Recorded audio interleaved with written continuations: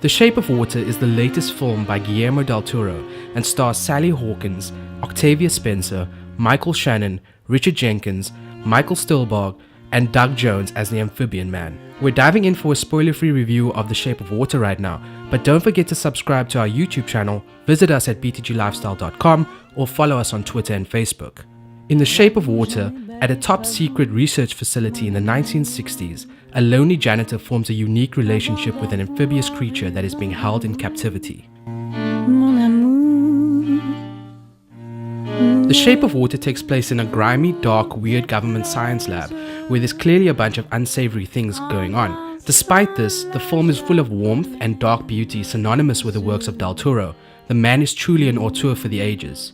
Set and character design is a huge part of the way Del Toro crafts his worlds, characters, and monsters. There is detail in the way every room is built, and every feature on each of the characters tells a unique and interesting story.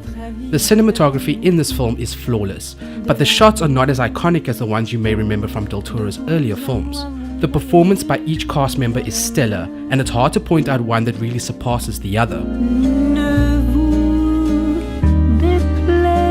This film is driven by characters, and marginalized characters are at the center of it all. People who are not usually your heroes and protagonists in conventional stories. A woman who has a disability, a woman who is a minority, a gay man, and a man who is considered to be a monster because of what he looks like and what he is. This is in stark contrast to the antagonist played by Michael Shannon, who has it all and shows us what a true abuse of power looks like, poignant in our current times.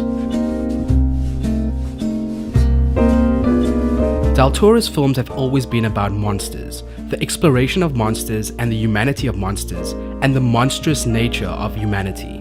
The marketing for this film helped to enhance the story, because once you delve in, you begin to realize there's so much more to this than what they show in those trailers. At the core of it all, this is a love story between two people who are very different to one another and very different compared to the world around them.